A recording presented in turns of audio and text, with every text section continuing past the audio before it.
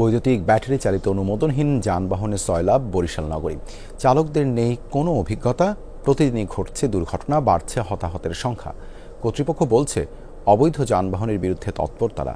যদিও সাধারণ মানুষের অভিযোগ, অবৈধ বাহন ও বেপরোয়া চালকদের নৈরাজ্যের বিপরীতে পুলিশ ও নগর প্রশাসনের তৎপরতা খুবই সীমিত। হার্টের যত্নে বিশ্বসেরা ক্যানোলা তেল এখন বাংলাদেশে।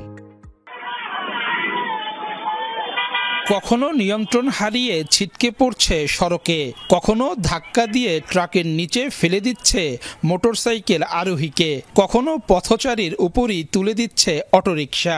বরিশাল শহরের নিত্যদিনের চিত্র এটি। দীর্ঘ সময় ধরেই নগরবাসীর গলার কাটা ব্যাটারি চালিত ইজি বাইক, এখন মরার উপর খাড়ার ঘা ব্যাটারি চালিত রিকশা, যার গতির নিয়ন্ত্রণ থাকে না চালকদের হাতেই।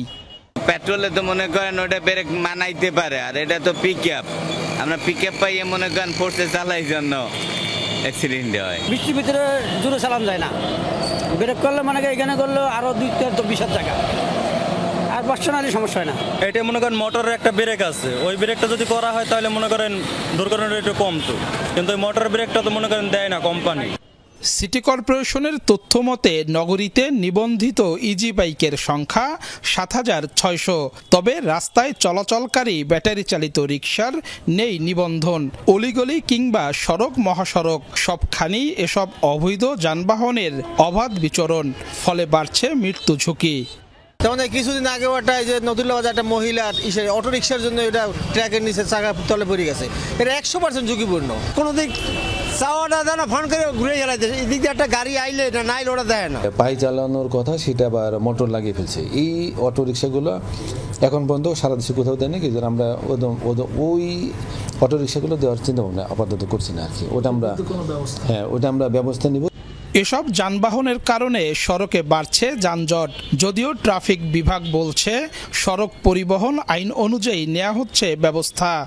সেক্ষেত্রে আমরা যেটা করতেছি, আমরা সড়ক পরিবহন আইন যেটা 2018 আছে, সেই অনুসারে আমরা এই সমস্ত পরিবহনের বিরুদ্ধে বা এই সমস্ত অযান্ত্রিক যানের বিরুদ্ধে আমরা তাদেরকে আটক করছি, আমরা তাদেরকে ডাম্পিং করছি। আমরা এই আইন অনুসারে তাদেরকে কিন্তু নিয়মিত মামলা দেওয়া হচ্ছে। বিআরটিএর কর্মকর্তার মতে ব্যাটারি চালিত অবৈধ যানবাহন নিয়ন্ত্রণে পরিকল্পিত উদ্যোগ নিতে হবে সরকারকে। যদি এগুলো চলাচল করবে, কি পরিমাণ চলাচল করবে, সেটা সরকার প্রতিটা জেলাতে মেট্রো রেল নির্ধারণ করে দিতে পারে, তাহলেও কিন্তু এটা নিয়ন্ত্রণ করা সম্ভব।